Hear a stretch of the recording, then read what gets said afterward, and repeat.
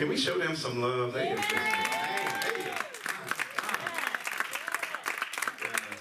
ready to take over.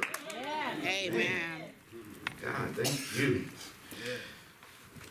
We want to use this thought today, and I guess I'll say this at the onset.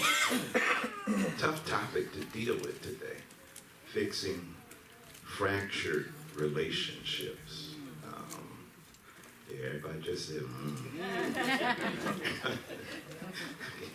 Some people saying, Well, let us go to God as He helps us and as He is the source of all that we need. God, we thank you for joy and for peace and laughter and for life and for your love and how you love us and care for us. And God, as we begin to look in your word today and look at a tough topic of fixing relationships that have been fractured, bruised, and some have just been outright broken, would you please speak to us? Yes, God. Would you help us in this life that we live in? Help us to figure out how we can fix some things that have just been messed up. Yes, God. God, show us, give us the courage, give us the insight, the wisdom, and the knowledge to repair breaches that have been broken. Help us to be those men, women, boys, and girls that are surrounded by healthy relationships. Yes, God. Yes, so that they God. can help us become who Yes, it is God. that we need to be. Yes, God. So as we look at this exchange between Peter and your son, give us insight, teach us, stretch us, challenge us, so that we can be better today than we were yesterday. God, I ask that you would forgive me of my sins and my transgressions and iniquities, and just allow me to be an instrument that you have at your disposal to have a discussion, a conversation with us. This we ask in Jesus' name. Amen. Amen. Amen. Fixing fractured relationships. Fixing fractured relationships.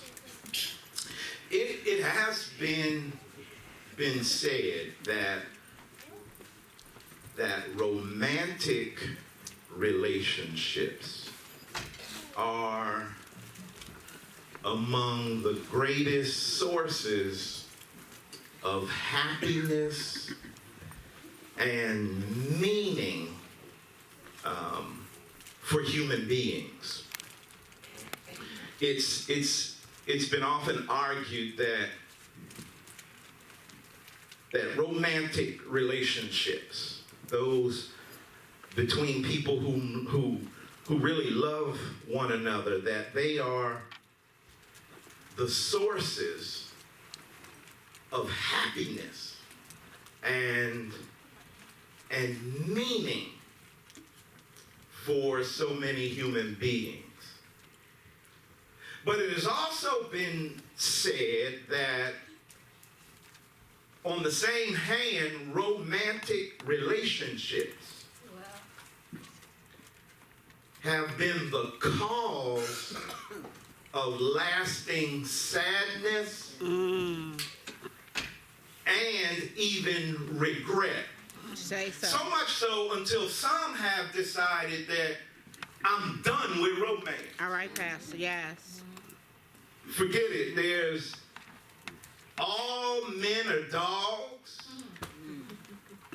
and all women are gold diggers.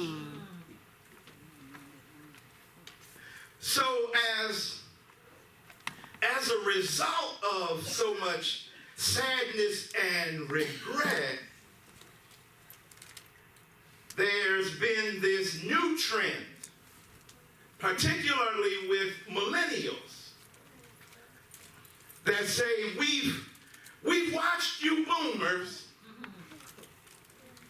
and we've watched almost half of your relationships end in divorce.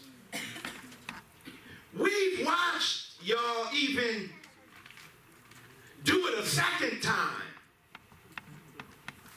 and nearly 60% of those relationships end up in divorce. So then many millennials are now taking the perspective that we're not going to go down that marriage road, that road, because that road has so many bumps and so many bruises on it that we don't want to go down that road, and therefore there's this trend of resisting romantic relationships, and you'll find young people doing this now. Well, that's my friend. Yeah, that's my friend. Or like one of my children tried to explain to me one day, because I asked, look, you have multiple friends. And he's like, well, it's like this, Dad.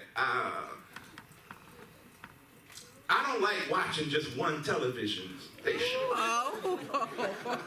So it's like you have a remote control that changes stations.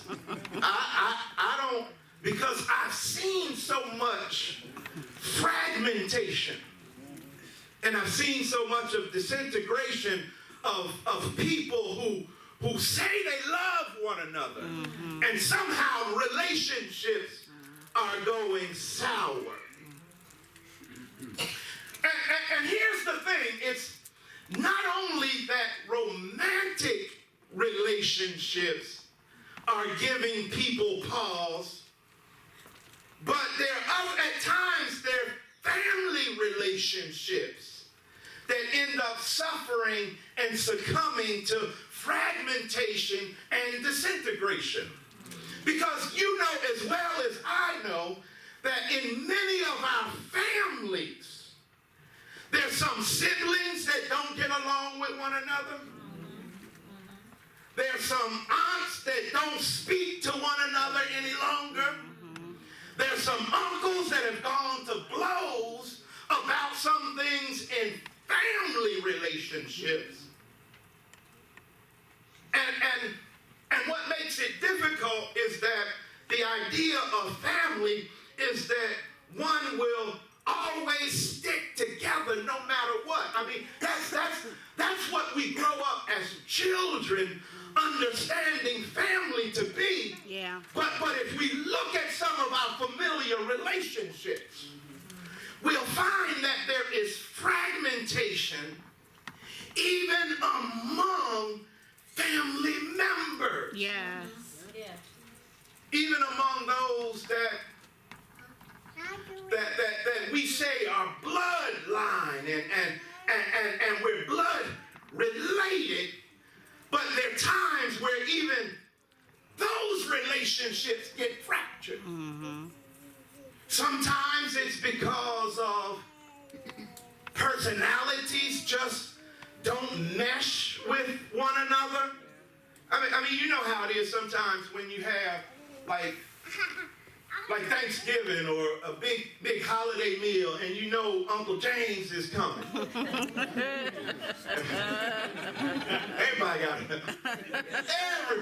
Every family has an Uncle James, and Uncle James is going to show up 2 shades to the wind, right? And Uncle James is going to start revealing some deep, dark family secrets about things that we decided we never talk about.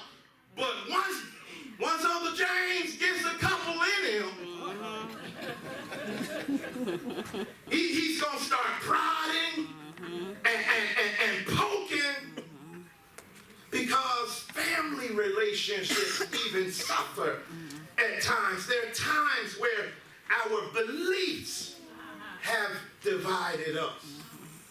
And one believes one thing and another person believes something else, and therefore, since we don't believe the same thing, therefore we won't even associate with one another, and we have these divides and these breaches between us because of beliefs, sometimes personalities. And then there's even those occasions where some abuse has taken place. And the abuse, be it sexual, verbal, or physical, has caused a breach and a break. And because there's this history of abuse, or this person has been taken advantage of and has been violated, therefore that relationship is no longer whole and healthy, but it's fractured and it's fragmented. And we have those things floating around in our families. And then there's even the idea at times where nothing bad happens, it just happens.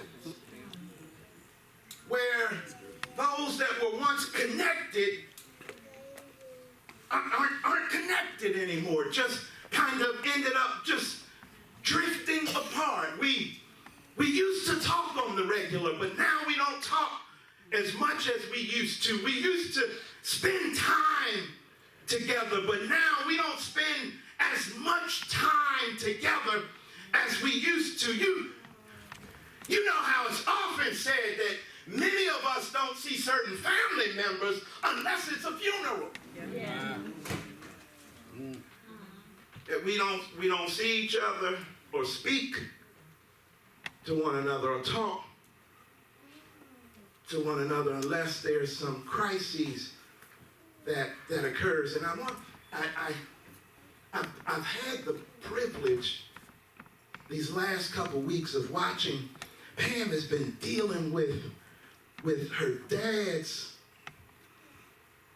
stroke. Her biological father had a stroke, and I've been watching her gracefully deal with a situation where there was 20 plus years of distance between them. Where there's been 20 plus years of distance. And I've been watching her gracefully begin to repair the breach that has taken place between a daughter and her dad. Between a parent and a child. And how at times God has to orchestrate situations and circumstances so that something that's been fractured can be fixed. Yes. It's what Jesus has to deal with here. Because Peter and Jesus had a tight relationship. But it got fractured. Because Jesus told Peter, before Jesus was to be crucified, he told Peter, he says, look, you're going to deny me 3 times. People are going to ask you about us. And you're going to deny that you were in relationship with me. And Peter said, no, I won't do that. I'll never do that. I'll follow you to the ends of the earth. That'll never happen. And lo and behold, it happened. The relationship between Peter and Jesus becomes fractured. Jesus now has to come around in order to fix what's been broken. You remember last week when we were in the earlier verses of this chapter, and they had been out fishing, right? And they hadn't caught anything, but Jesus appears on the shore and yells out to them, hey, look, throw your nets on the right side of the boat so you can catch something. And they didn't really understand that it was him. Peter's relationship had become so fragmented and fractured with Jesus that Jesus calls out to them and Peter doesn't even recognize him. That's how bad sometimes relationships can be broken and fractured and fragmented until that which was once familiar between us isn't so familiar anymore. So Jesus has to prepare breakfast. Jesus prepares breakfast for them, and they come ashore. And now here is probably the real reason this situation had to happen. Because Jesus was interested in restoring his relationship with Peter. He's interested in having a conversation, right, to bridge the gap that had taken place between he and Peter. So he sits down with them after fixing breakfast for them, and he begins this conversation with Peter. And in the midst of this conversation, what Jesus is aiming for is fixing the fracture that took place in their relationship. It's not about the fish, it's not about the bread, it's about fixing that which has been broken. And many of us have relationships that need to be fixed. Yes. Yes. Yet many of us have relationships that need repairing. Whether it's a familial relationship with somebody in our family that we have been disconnected from because of distance or maybe some situation that happened.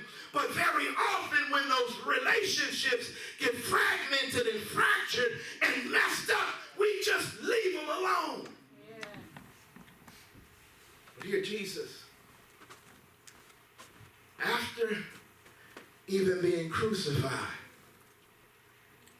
he wants to make sure he mends things with Peter. Because Peter could have ended up just going on about life with this relationship not repaired. And it does not mean that relationships, and we'll see this in the conversation that they have, doesn't mean that relationships are always going to be the same way that they were initially. But what it does mean is that we live in such a broken world that there's no wonder why there's so many broken relationships. Yeah. Brothers and sisters that don't even talk to each other. You know, nephews and uncles that can't stand one another. Friends that were friends since kindergarten, and now all of a sudden we can't even stand the sight of one another. Because it is challenging to fix fractured relationships. So let's see what we can learn from Jesus, because he has this conversation, John writes, with Peter, and he's talking to Peter about love and about discipleship and taking care of people, and he's talking to him about how things will be as time goes on. And in the midst of that, he's trying to fix and to build a bridge so that Peter and he can have this relationship restored. Let's see what we can learn from it. Now, this isn't one of them shouting sermons. This isn't, because this is one of those things where it takes work to move beyond myself. Yes, Pastor. To extend myself and even allow myself to be vulnerable. Yes, Pastor. So that something that's been fragmented and fractured can be at least made healthy, if not what it once was. All right. Yes. Because see, some of us think that, well, if we can't make it what it once was, then there's no reason to even pursue repairing. God desires for us to, and even challenges us to repair breaches, to fix fractured relationships. Let's look at what it takes, because there are a few things we can gather from Jesus in this conversation that he has with Peter. One of the first things it takes is sensible expectation. Our expectations of repairing something that's been broken have to be sensible. They have to be realistic. They have to make sense. I mean, you can't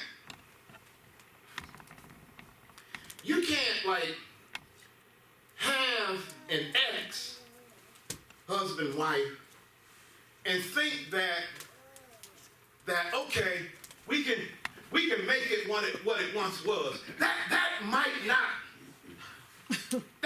fly, especially if you have a current. Don't work. That just might not work. Don't work. So that's not what we're talking about. Sensible expectations. Let's look at it, verses 15 through 17. It says, when they have finished eating, check out, Jesus is slick, smooth with this. He says to Simon Peter, Simon, son of John, do you love me more than these? Check out what his reply is. Yes, Lord. He said, you know that I love you. Jesus said, feed my lambs. Again, Jesus said, Simon, son of John, do you love me? He answered, yes, Lord. You know that I love you. Jesus said, take care of my sheep.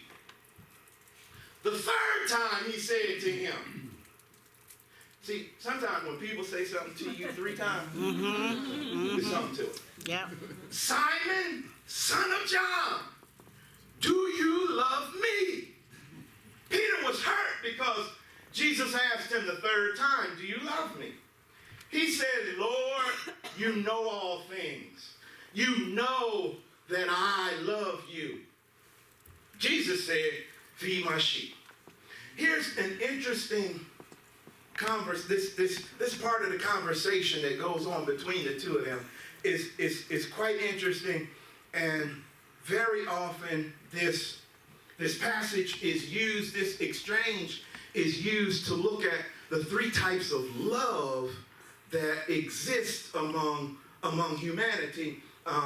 One, the lowest level of love being what the Greeks call eros, where we get our English word erotic from. So it's a very low level, kind of like a lusty kind of thing. You know, you talk about you love somebody, you don't even know them, right? You love them, but you just been checking out, you know, like the yeah. So that kind of love doesn't really require much of an investment, because you just see them. You don't know anything about their quirks, their hang-ups, their idiosyncrasies, and all that. So you don't know anything about that, but yet you just love it. So there's that low level of love. Then there's this middle level of love that the Greeks call phileo, where we get our English word Philadelphia from. So Philly is like the city of brotherly love and sisterly affection. So that's that kind of love too, where it's kind of like a brotherly kind of thing. But then there's the highest height of love, which is agape love, which is that unconditional kind of love that God expects for us to have one for another, because he has it for us. And that which we receive from him, he wants us to extend it to other people. So Jesus is having this conversation with Peter about this, and he continuously asks him 3 times, do you love me? And here is what the conversation would kind of look like in the original language if you interpret the uses of love. It would be the first time he would ask him, he would say to him, hey, look, Simon, do you unconditionally love me? And Simon responds and says, yes, I have brotherly love for you. Jesus is like, that's not where we're trying to go. So he asks him again, do you, Simon, son of John, have unconditional love for me? And Simon will repeat again, yes, Lord, you know I love you like a brother. That's not the expectation Jesus has for Simon. So he asked him again, but on the third ask, what Jesus says is, do you love me like a brother? And Simon says he's hurt by it because Simon knows that that's as far as he can go right now. That yes, I love you like a brother. Here's the thing. Jesus has an expectation that you would operate, Simon, in unconditional love. But Simon ain't there yet.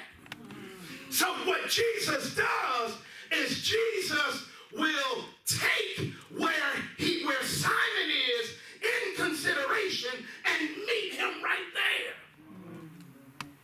See, that's what makes it difficult for many of us to restore and to fix things that have been broken, because we have expectations, and if the other person can't meet the expectations we have, then we cut them off. Yeah. And God says, no, meet that person where they are. Maybe Uncle James has said, oh.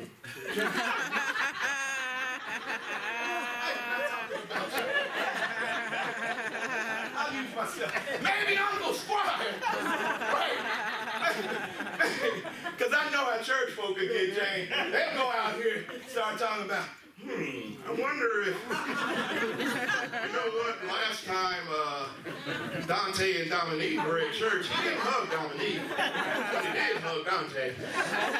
Girl, I told you something, because I know how church, I know, been around, I know how they, so maybe Uncle Squire, right, has fractured the relationship so bad and done some stuff that has been so dirty and so doggish, and he's not ready to come to where you want him to be, right? Rather than just stop and not allow this thing to start repairing and meet the person, meet Squire where he is, we just cut him off. See, in order, sometimes we have to meet people where they are.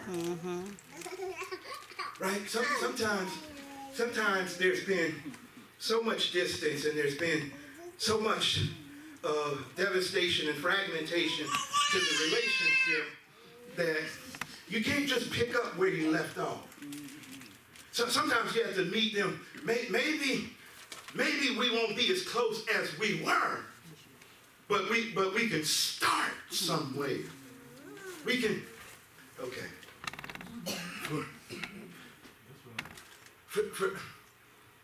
For some of us, right, we're hoping for everything to just kind of go back to where it was. That might not be the case. Yeah.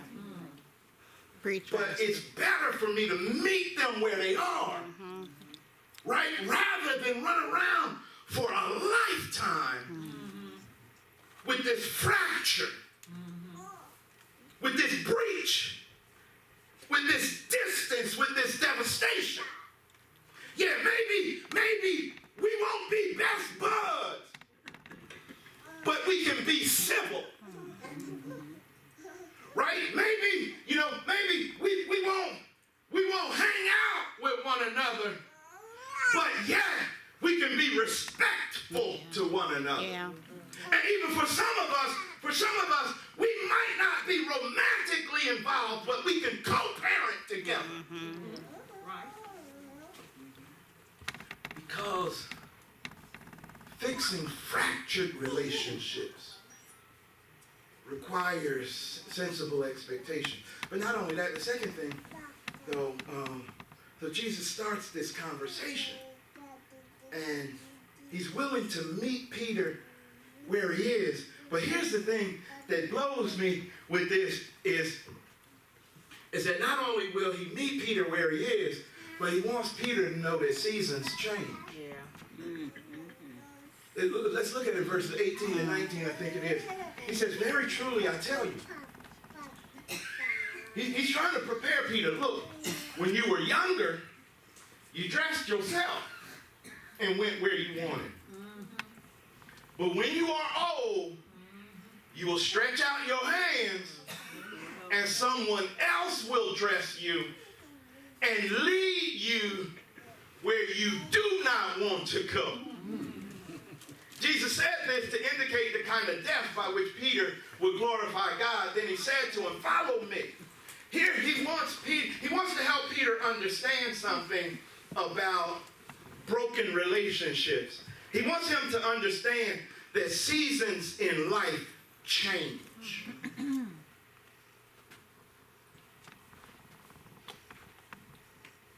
He says to him, look, when you were young, you could jump up, get yourself dressed, go wherever you wanted to go. But he warns him, you're going to get old one day. Age going to set in. Right? He's trying to help him. He's trying to prepare him because, see, Peter is the young, the one who would just like, Peter was the impulsive, the impetuous kind of dude. Peter was a young guy, right? Wasn't he the one who cut off somebody's ear? Yeah. Because Peter was just like that. If something was going to jump off, Peter was going to be the one to start. That's how he was. That was his personality. What Jesus wants him to understand, though, is that seasons change. Life happens and things change. And yeah, when you were young, you could jump up, do what you wanted to do, go where you wanted to go. But when you get old, you're going to need some assistance. And no longer will it be you going where you want to go. But you're going to go where you don't want to go. All right, Pastor. Because, all right. People, Preach. because you're going to be at the mercy of somebody else. And they're going to take you where they want you to go. And it may not necessarily be where you want to go. So he wants Peter to understand something, is that things won't always be like this. My brothers, my sisters, listen, seasons in our lives change. Sometimes those things that had us fractured and fragmented 20, 30, and 40 years ago are not as important as they are now because I've become wiser. And what Jesus wants him to understand is that things are going to change, and you better make sure that you fix those things that have been broken. Because eventually you'll get to a place where you will need the assistance of somebody else. It's a horrible thing to be with somebody at their bedside on their deathbed. Yes. And they're trying to repair something that could have been repaired when they were walking around. Yes. Preach, Pastor. It's a horrible thing. Yes. Why I watch Pam so much with this and dealing with her biological dad and am grateful for the opportunity she has. Yeah. And the opportunity that she is taking advantage of because her non-biological dad, Curtis, has been a tremendous father. Yeah. He's been a tremendous dad to Yeah. her. But now God has granted her the opportunity to repair something with her biological dad. And she's taking advantage of the opportunity. That's right. Why do I watch it with so much admiration? Because I didn't take the opportunity. I did not. Yeah, I could say, well, you know what? He lived in one state and I lived in another state, and therefore, you know what? He the one left me and I'm not going to try and establish or reestablish or anything like that. But then things happen. Mm. Right? Things happen, and I did not take advantage of the opportunity. I was grown enough to hop aboard an airplane and go to Florida. I was grown enough to say, look, you and I need to have a conversation. But I didn't. And therefore, when he was murdered, I didn't have the opportunity was gone. And then you have to walk around with wondering, or the guilt of, maybe I should have. Maybe I should have said something. Don't allow life to go on and there's some fragmented, fractured breaches that have taken place in your own family or even among friends that you don't say, look, you know what? Life is too short for us to just kind of let this go. You go your way, I go mine. Yeah, you can't make someone do something they don't want to do, but you can darn sure make sure that you've made the effort. Yes, yes, Because then you don't have to carry the guilt. yes. Because so many people end up at funerals carrying so much guilt. Crying and just out of it and just so heavy laden because of carrying around the guilt that we didn't try and fix something. That we didn't just have a conversation with one another. Last thing we're through. So Jesus wants Peter to know that seasons change. That look, you're not going to be the same always. And he's reaching to restore this thing with Peter. He has some sensible expectation. Peter's not ready to come up to where he wants him. So he'll meet Peter where he is. Right? And he's letting Peter know that the seasons change. Last thing he wants Peter to know, though, and this is critical for repairing things, is that you have to stay focused. Because you can lose focus, especially when it comes to something as critical as trying to repair and restore healthy relationships. He shows them in verses 20 through 22 because Peter turned, and this is just Peter. Peter turned and saw that the disciple whom Jesus loved was following them. Now, this was the one who had leaned back against Jesus at the supper and had said, Lord, who is going to betray you? So Peter's talking about the disciple John, right? And because when they were having the Last Supper in the upper room, John was trying to figure out, well, look, who is it that's going to betray you, right? So here verse 21 says, when Peter saw him, he asked, well, Lord, what about him?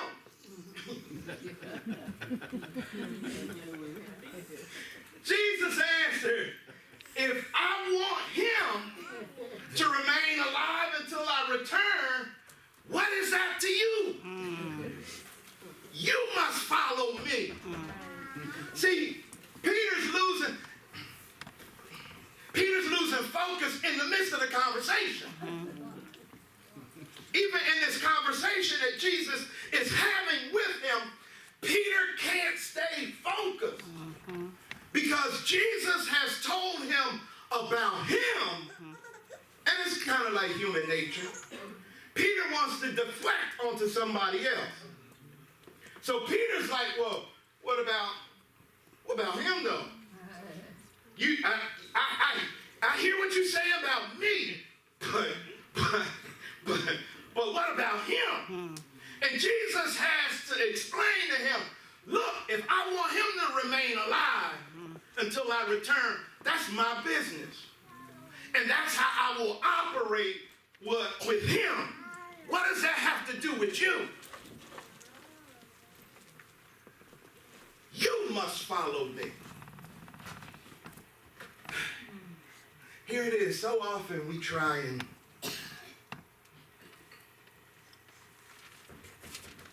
deflect onto other people rather than, I don't know how to say this, like, own your stuff. Like, Preach, Pastor. own it. That's right. That's right.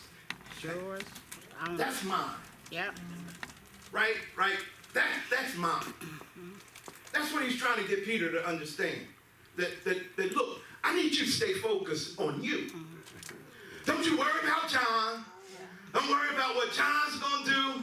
Don't worry about how John's life is going to be. That's I don't right. want you to worry. What does that have to do with you? Yeah. If I allow him to remain alive until I come back for the church, that's my doggone business. But for you, you must follow me. Yep. How do we fix those things? By staying focused. That's right. By not allowing myself to cast blame on somebody else for their stuff. Right? And because see, for so many of us, listen, and we're through. For so many of us, what we want to do is absolve ourselves. Well, things would be all right if it wasn't for him. Things would have been fine if it wasn't for her. I mean, and it happens so often, even in romantic relationships. It takes two to make it, and it takes two to break it. Amen. It's not just one person's contribution to a relationship that's been fragmented. Both parties play a part. Yeah. Even if it's a family relationship. Both of us share responsibility. That's right. And when we're willing to own our stuff,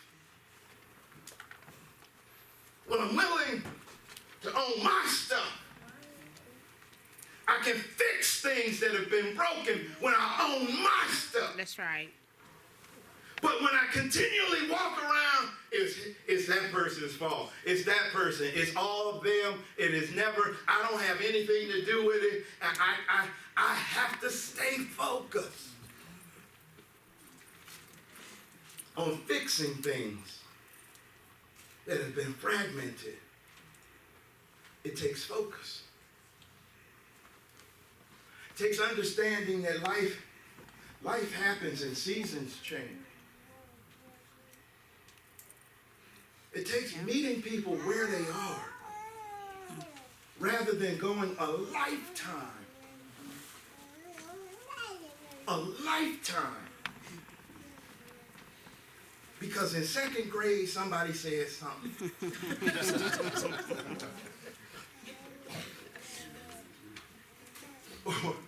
Or because Uncle Squire ate the last piece of chicken at the last Thanksgiving. So therefore, he can't come to no more Thanksgiving. So don't tell him when we have it. But we sometimes allow relationships to suffer. Yeah. Yes, is it hard? Absolutely. That's the miraculous work of this thing called walking with Jesus. It's being able to say, hey, you know what? I own my stuff. Maybe you aren't where I believe you should be. Maybe things will never be what they once were. But let's meet where we are. So I don't live this life with these relationships that have gone sour. And then I end up on my deathbed. And it's like, wow. You know, I could have fixed that when I was 30. I could have make a telephone call. Because that's just that out. Here, Jesus does it with Peter by just sitting down and having a conversation. Fixing fractured relationships is the hard work and the hard work of following Jesus. Because he desires that our relationships, that just because we live in a broken world, that we don't have to have all these broken relationships around us. Stuff keeps breaking around you. Start looking at the common denominator. That's right. Because everybody can't be wrong. Right. But that's the hard work of being in this human state that we're in. But it's the beautiful work that something beautiful can come out of it. If we could just rest on our feet for just a quick minute.